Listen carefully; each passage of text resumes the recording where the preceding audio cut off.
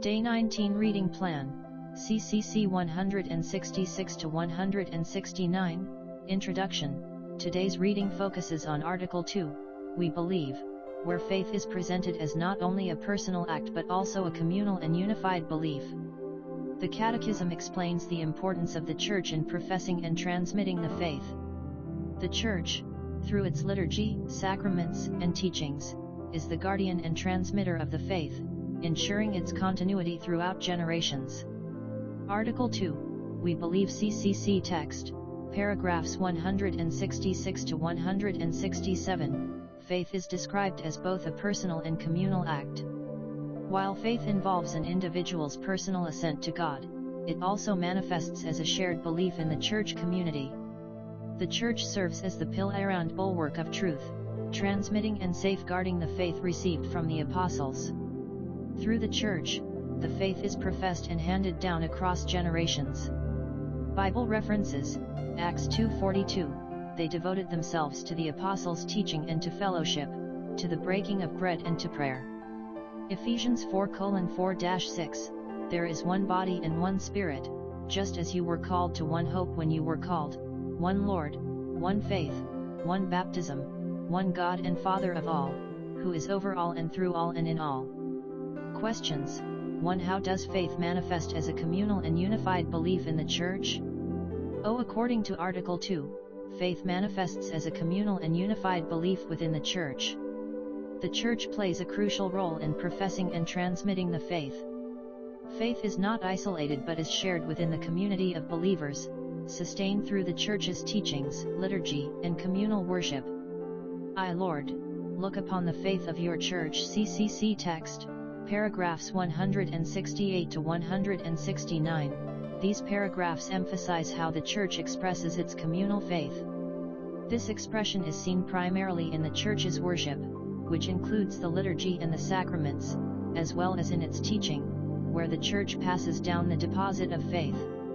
In the act of worship, the entire Church comes together in unity of faith, and through the teachings, the faithful are continuously nourished and guided by the truths of the faith.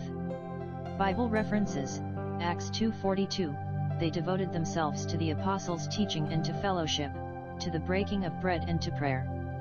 Ephesians 4:11-16, so Christ himself gave the apostles, the prophets, the evangelists, the pastors, and teachers, to equip his people for works of service, so that the body of Christ may be built up until we all reach unity in the faith and in the knowledge of the Son of God. Questions: 2. How does the Church express its communal faith in worship and teaching? The Church expresses its communal faith through both worship and teaching.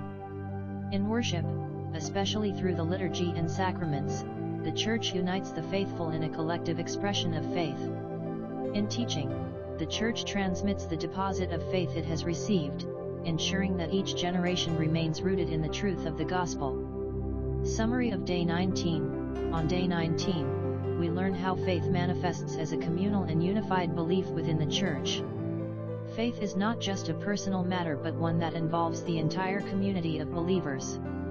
The Church plays a vital role in professing, transmitting, and expressing this faith through its worship and teachings.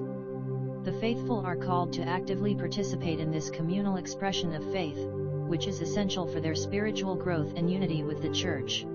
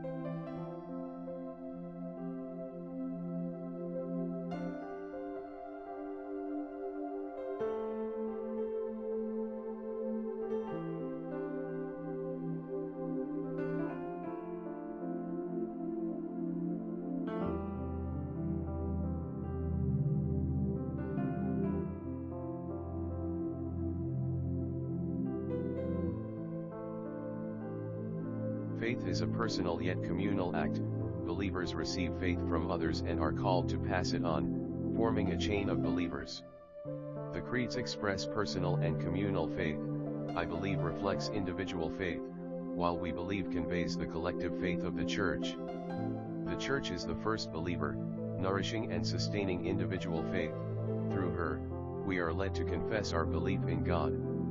Salvation is from God alone, but we receive faith through the Church, which acts as our mother and teacher in the faith.